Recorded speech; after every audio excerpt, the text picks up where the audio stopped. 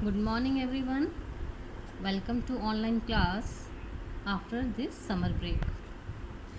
Students, today we are going to do chapter 4 of geography, that is air. Let's start. Our earth is surrounded by a huge blanket of air called atmosphere. All living beings on this earth depend on the atmosphere for their survival. Why the living beings on this earth depend on the atmosphere for their survival? Reason is because the atmosphere provide us the air we breathe and protect us from the harmful effects of sun rays. हमारी जो अर्थ है उसके चारों तरफ एक huge blanket of air है, big blanket of air है, जिसको हम एटमॉस्फेयर कहते हैं। और हम सब जो लिविंग बींग्स अर्थ पर रहते हैं बेटा, वो एटमॉस्फेयर पर डिपेंड करते हैं अपने सर्वाइवल के लिए। The reason is that because the atmosphere provide us the air we breathe. जो हम सांस लेते हैं वो हवा हमें कौन प्रोवाइड करवाता है? Atmosphere. And protect us from the harmful effects of the sun rays. और सूरज की जो हार्मफुल रेज होती हैं उससे हमें ये जो ब्लैंकेट ऑफ एयर है ये हमें प्रोटेक्ट करता है। Without this blanket of protection, अगर ये ब्लैंकेट ऑफ प्रोटेक्शन अर्थ के चारों तरफ नहीं होगा, what will happen? We would be baked alive by the heat of the sun during day and get frozen during night. अगर ये ब्लैंकेट ऑफ प्रोटेक्शन नहीं होगा तो हम लोग दिन के समय जो इतनी गर्मी हो जाएगी कि हम ज़िंदा जल जाएंगे, और रात को इतनी ठंड हो जाएगी कि फ्रोज़न, बिल्कुल फ्रीजिंग कोल्ड हो जाएगा। So it will not be possible to survive in the absent of this blanket. Which blanket? Atmosphere. So it is this mass of air that has made the temperature on the earth livable. इसी atmosphere की वजह से जो अर्थ का temperature है वो liveable है, कि हम लोग सहन कर सकते हैं। Right? Only this is the reason that the atmosphere is there. It protect us from the sun rays. Sun rays जो हैं हमारे ऊपर डायरेक्ट नहीं पड़ती हैं, क्योंकि रास्ते में जो हमको बचाने का ब्लैंकेट काम करता है, that is atmosphere, that is our protective shield. Now composition of atmosphere. Composition of atmosphere means कि एटमॉस्फेयर किस किस चीज़ से बना हुआ है, कौन कौन सी गैसेस हैं एटमॉस्फेयर में। Let's see. Do you know that the air we take in while breathing is actually a mixture of many gases. हम लोग वैसे कहते हैं ना कि वी इनहेल ऑक्सीजन, बट जो हवा हम सांस में लेते हैं उसमें बहुत सारी गैसेस होती हैं। Nitrogen and oxygen are two gases which make up the bulk of the atmosphere. जो नाइट्रोजन और ऑक्सीजन है वो ये दो मेन गैसेस हैं जो एटमॉस्फेयर में ज़्यादा क्वांटिटी में मिलती है।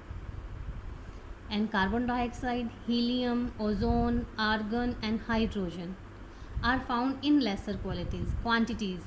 तो जो उनसी कार्बन डाइऑक्साइड है, हीलियम है, ओजोन है, आर्गन है एंड देन हाइड्रोजन है, ये कम क्वांटिटी में मिलती है हमारे एटमॉस्फेयर में। सी इन द पिक्चर, ये कॉम्पोजिशन दिया हुआ है। हमारे एटमॉस्फेयर में 78% क्या है? नाइट्रोजन है। 21% क्या है? ऑक्सीजन है। एंड 0.03% है कार्बन डाइऑक्साइड। 0.93% है आर्गन एंड अदर गैसेज हैं 0.04%. So oxygen and nitrogen are the gases that are in huge quantity in our atmosphere. Apart from these gases, इन गैसेज के अलावा tiny dust particles are also present in the air. कुछ dust particles भी air में present होते हैं. The pie chart gives you the percentage of different constituent of the air. इस pie chart से आपको आइडिया हो गया कि ऑक्सीजन एंड नाइट्रोजन का क्वांटिटी कितनी है और बाकी गैसेस की क्वांटिटी कितनी है. Nitrogen is the most plentiful gas in the air. As we are seeing here, look, nitrogen is 78%. When we inhale, और जब हम सांस लेते हैं we take some amount of nitrogen into our lungs, तो हम लोग जो है कुछ अमाउंट ऑफ नाइट्रोजन जो है वो हमारे लंग्स में जाता है एंड हम उसको एक्सहेल कर देते हैं, निकाल देते हैं. But plants need nitrogen for their survival. Plants को अपने सर्वाइवल के लिए नाइट्रोजन की ज़रूरत होती है. कार्बन डाइऑक्साइड का तो हमने पढ़ा हुआ है कि होती है. They need nitrogen also. They can not take nitrogen directly from the air. वो डायरेक्टली फ्रॉम द एयर जो है नाइट्रोजन नहीं लेते हैं. Bacteria that live in the soil and roots of some plants take nitrogen from the air and change its form so that plants can use it. Plants को nitrogen की ज़रूरत होती है but they can't take it directly from air. तो plants की nitrogen की ज़रूरत को पूरा कौन करते हैं, कौन हेल्प करते हैं? Bacteria that live in the soil. जो मिट्टी में बैक्टीरिया हैं, जो प्लांट्स की रूट्स में बैक्टीरिया हैं, वो हवा से नाइट्रोजन को लेते हैं और उसकी फॉर्म को चेंज कर देते हैं ताकि प्लांट्स उन्हें यूज़ कर सकें. राइट.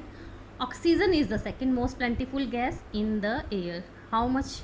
21%, है ना. Human and animals take oxygen from the air as they breathe. हम लोग जब ब्रीथ सांस लेते हैं we inhale oxygen. Green plants produce oxygen during photosynthesis. जो ग्रीन प्लांट्स होते हैं क्या करते हैं? वो ऑक्सीजन प्रोड्यूस करते हैं फोटोसिंथेसिस के दौरान. अब what do you mean by photosynthesis? It is the process in which plants make their food in the presence of carbon dioxide, sunlight, water. ये हमने किया था क्लास 6 में, 5 में भी आपने किया होगा. And in this way oxygen content in the air remains constant. इसीलिए जो हवा में ऑक्सीजन कंटेंट है वो कांस्टेंट रहता है बिकॉज प्लांट्स जो है फोटोसिंथेसिस के टाइम पर ऑक्सीजन प्रोड्यूस करते हैं. If we cut trees then the balance gets disturbed. और अगर हम ट्रीज़ काटते हैं, पेड़ पौधे काटते हैं, तो ये जो बैलेंस है ये डिस्टर्ब हो जाएगा और एटमॉस्फेयर जो है वो उसमें ऑक्सीजन की क्वांटिटी जो है वो बैलेंस्ड नहीं रहेगी and that will create problems for us. Now carbon dioxide is another important gas. कितने परसेंट थी? 0.03%. Green plants use carbon dioxide to make their food and release oxygen. जो ग्रीन प्लांट्स होते हैं वो कार्बन डाइऑक्साइड गैस को use करते हैं खाना बनाने के लिए और बदले में ऑक्सीजन को रिलीज़ करते हैं जो हम सांस में लेते हैं. Humans and animals release carbon dioxide और हम लोग क्या रिलीज़ करते हैं? कार्बन डाइऑक्साइड रिलीज़ करते हैं. So the amount of carbon dioxide released by humans and animals seems to be equal to the amount of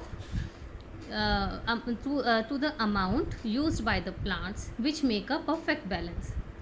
इसीलिए जो carbon dioxide gas human and animals release करते हैं वो इक्वल होती है उस अमाउंट के जो कि ऑक्सीजन का अमाउंट जो प्लांट्स जो हैं रिलीज़ करते हैं. इसीलिए परफेक्ट बैलेंस बना रहता है. That's why we always say don't cut the plants. अगर हम इन प्लांट्स को काटेंगे तो ये बैलेंस डिस्टर्ब हो जाएगा. However, the balance is upset by burning of fuel. अभी जो फ्यूल्स हैं हम जलाते हैं तो उसकी वजह से ये बैलेंस अपसेट हो जाता है.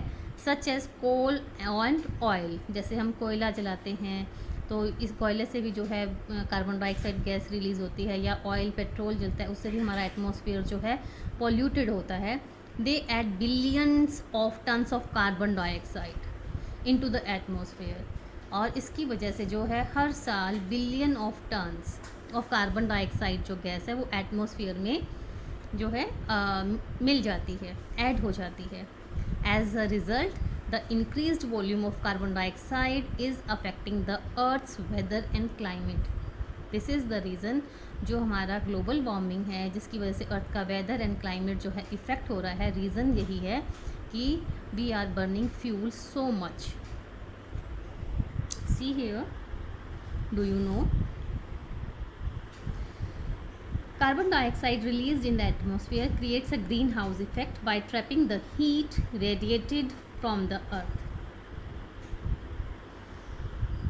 अब जो कार्बन डाइऑक्साइड है वो एटमॉस्फेयर में जो रिलीज़ होती है, छोड़ी जाती है, creates a green house effect. वो एक ग्रीन हाउस इफेक्ट जो है उसको क्रिएट करता है by trapping the heat radiated from the earth. जो अर्थ से जो हीट निकलती है उसको ट्रैप करके, it is therefore called a green house gas.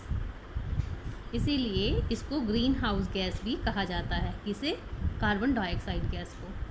And without it the earth would have been too cold. अगर ये गैस नहीं होगी, ग्रीन हाउस गैस नहीं होगी, तो इसकी एब्सेंस में जो अर्थ है इतनी ठंडी हो जाएगी कि we can't live. However when its level is in the atmosphere increases, लेकिन जब इसका लेवल, किसका?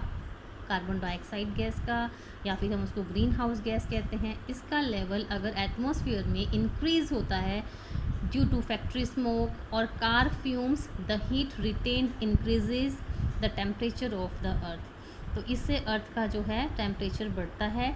This is called global warming. इसे कहते हैं global warming. This rise in temperature causes the snow in the coldest parts of the world to melt। जो ये temperature में इंक्रीज़ होता है, टेम्परेचर हमारा इसमें जो राइज़ आता है, ये बढ़ता है, तो इससे जो कोल्डेस्ट पार्ट में बर्फ़ होती है वो मेल्ट होना शुरू हो जाती है। और एज अ रिज़ल्ट जब बर्फ़ मेल्ट होगी तो सी लेवल जो है वो बढ़ जाएगा, और जिसकी वजह से क्या होगा? फ्लड्स, बाढ़ आ जाएगी इन द कोस्टल एरियाज। समुद्र के किनारे वाले एरियाज़ को कहते हैं coastal area. There may be drastic changes in the climate of a place leading to extinction of some plants and animals in long run। और इसकी वजह से लॉन्ग रन में, लंबे पीरियड में, लॉन्ग समय में, मतलब काफ़ी टाइम के बाद एक क्लाइमेट में, एक जगह के क्लाइमेट में बहुत सारे ड्रास्टिक चेंजेस आ सकते हैं, और जिसकी वजह से बहुत सारे प्लांट्स और एनिमल्स एक्सटिंक्ट हो सकते हैं जो कि चेंज्ड वेदर को अडॉप्ट नहीं कर पाते हैं। Now come here, do you know when air is heated, जब हवा गर्म होती है, इट एक्सपेंड्स, ये फैलती है, because lighter becomes lighter and goes up. और ये जो हवा गर्म होती है वो हल्की हो जाती है और वो ऊपर की तरफ उठ जाती है, ऊपर जाती है। एंड कोल्ड एयर जो सी होती है वो लाइट नहीं होती, वो डेंसर एंड हैवी होती है। That is why it tends to sink down, और वो ऊपर नहीं उठ पाती, वो नीचे की तरफ आती है। When hot air rises, जब गर्म हवा राइज होती है, cold air from surrounding area rushes there to fill in the gap। तो उसकी जगह पर जो गैप आ जाता है उसको फिल करने के लिए आसपास के एरिया से जो है कोल्ड एयर वहाँ पर आ जाती है। That is how air circulation takes place. ऐसे लगता है, इससे पता चलता है कि एयर सर्कुलेशन कैसे होता है, right? There is a collage. See, is global warming a serious issue in today's world? Yes, definitely.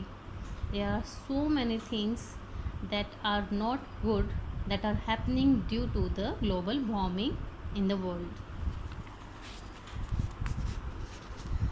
I think this is enough for today. I hope आपको अच्छे से समझ में आ गया होगा. If there is any problem, you can call me anytime. Till then, goodbye.